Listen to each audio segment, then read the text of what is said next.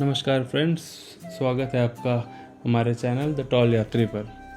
जैसा कि हमारे वीडियो का टाइटल स्पेसिफाई करता है, आज का हमारा वीडियो होने वाला है पौंडीचेरी के बारे में। हमारी पौंडीचेरी की ट्रिप बेसिकली 2 डेज़ में डिवाइडेड थी, तो इस वीडियो में मैं आपके साथ शेयर करूंगा हमने पौंडीचेरी में पहले दिन क्या क्या एक्सप्लोर करा, क्या क्या एक्टिविटीज़ करी और हमारा ओवरऑल दिन पौंडीचेरी में हमने कैसे स्पेंड किया और कैसा रहा हमारा डे 1। तो पौंडीचेरी एक यूनियन टेरिटरी यानी एक केंद्र शासित प्रदेश है जो कि अपना बॉर्डर शेयर करता है तमिलनाडु के साथ। पौंडीचेरी की कोस्ट लाइन भी बे ऑफ बंगाल के साथ शेयर होती है, तो जो भी बीचेज आप पौंडीचेरी में विजिट करेंगे वो सभी बे ऑफ बंगाल की होंगी। पौंडीचेरी का मर्जर इंडिया में हुआ था 1963 यानी 1963 में, और 1963 से पहले पौंडीचेरी एक फ्रेंच कॉलोनी था यानी कि फ्रेंच रूल के अंडर था। तो जब आप पौंडीचेरी विजिट करेंगे तो आपको वहाँ पर फ्रेंच कल्चर का टच दिखेगा, उनके आर्किटेक्चर में, उनके फूड में और उनके कल्चर में। हमारी पौंडीचेरी ट्रिप की शुरुआत हुई उत्तर प्रदेश के कैपिटल लखनऊ से।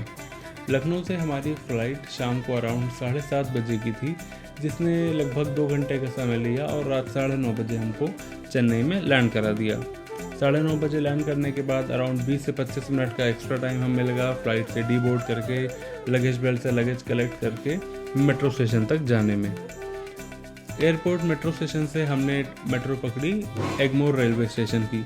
एगमोर रेलवे स्टेशन के पास ही हमारा स्टे प्लान था YWCA इंटरनेशनल गेस्ट हाउस में।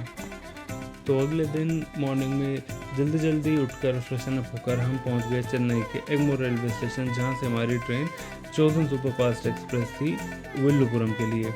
विल्लुपुरम पौंडीचेरी के पास एक नियरेस्ट बड़ा रेलवे जंक्शन है।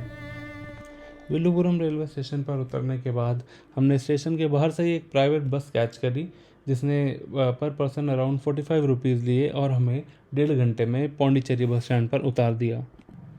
पौंडीचेरी के बस स्टैंड से हमने एक ऑटो हायर करी और उस ऑटो से हम पहुंचे होटल कोरोमंडल हेरिटेज में, जहां पर हमारा नाइट स्टे प्लान था। कोरोमंडल हेरिटेज होटल एक हेरिटेज फ्रेंच प्रॉपर्टी है, जिसको कि अब एक होटल में कन्वर्ट कर दिया गया है और ये चेन्नई के हार्ट कहे जाने वाले वाइट टाउन एरिया में सिचुएटेड है।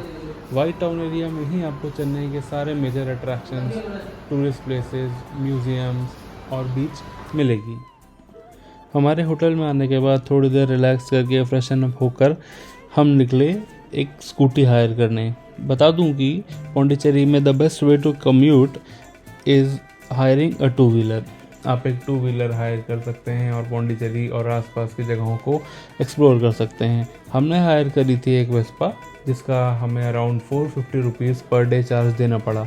हमने उस वेस्पा को 2 दिन के लिए हायर करा था, तो 900 रुपीज़ उन्होंने हमसे चार्ज किया, plus 500 rupees security charge, plus एक आईडी प्रूफ, और आईडी प्रूफ के तौर पर मैंने उनको अपना आधार कार्ड दिया था। तो स्कूटी हायर करके हम पहुंच लिए पौंडीचेरी के वाइट टाउन एरिया में। जैसा कि आप पिक्स में देख सकते हैं, ये आर्किटेक्चर एक प्रॉपर फ्रेंच आर्किटेक्चर है और जैसे नॉर्मल घर वगैरह हम लोग रोज़मर्रा की लाइफ में देखते हैं, उनसे ये बिल्कुल अलग है। ये सब करते करते अराउंड 1:30 बजे का टाइम हो गया था, तो हमें लगी थी ज़ोरों की भूख। हम पहुंच चले दिल्ली वाला 6 नाम के एक फेमस नॉर्थ इंडियन रेस्टोरेंट में।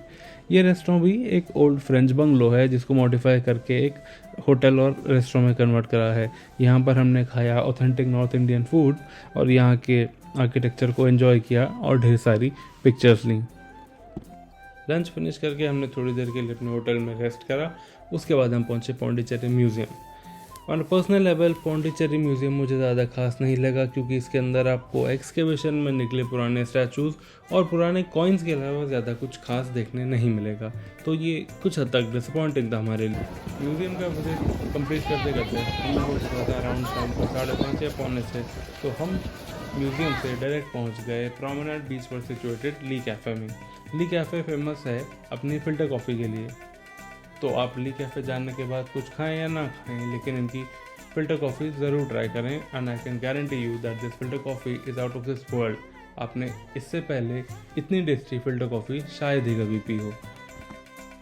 ली कैफ़े की हमारी कॉफ़ी फिनिश करने के बाद हम पहुँचे पौंडीचेरी के अरुणिगु मनाकुला विनायकर देवस्थानम में। ये टेंपल अराउंड 500 साल से भी ज़्यादा पुराना है और ये डेडिकेटेड है भगवान गणेश को। ये टेंपल ऑलमोस्ट पूरे दिन लोगों से भरा रहता है और अंदर जाकर आपको फील होगा कि ये एक बहुत ही सुंदर जगह है। यहाँ पर अंदर आपको भगवान गणेश की सुंदर सी मूर्ति और बेहतरीन आर्किटेक्चर और पेंटिंग्स देखने मिलेंगे, जो कि आपको वहाँ से बाहर जाने ही नहीं देंगे।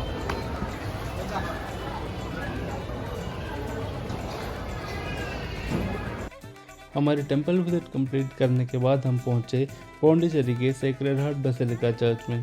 ये एक बहुत ही शांत और पीसफुल जगह है। इस बिल्डिंग के बाहर आपको ढेरों लोग नज़र आएंगे during the day photos click कराते हुए। ये 100 साल से भी ज़्यादा पुरानी चर्च है और इसका आर्किटेक्चर बेहतरीन है। तो चर्च से बाहर आते आते बज चुका था रात का अराउंड 8। तो वहाँ से हम निकले डिनर करने और सीधा जा पहुँचे पौंडीचेरी के सबसे फेमस कैफ़े यानी कोरोमंडल कैफ़े में। अंदर जाने के बाद वहाँ की भीड़ देखने के बाद हमें ये पता चला कि यहाँ पर अराउंड 1.5 घंटे का वेटिंग टाइम है। तो हम लोग वहाँ से तुरंत बाहर निकले और पास में ही मौजूद विला शांति जा पहुँचे। विला शांति में बताया गया कि यहाँ पर तो 2 घंटे का वेटिंग टाइम है।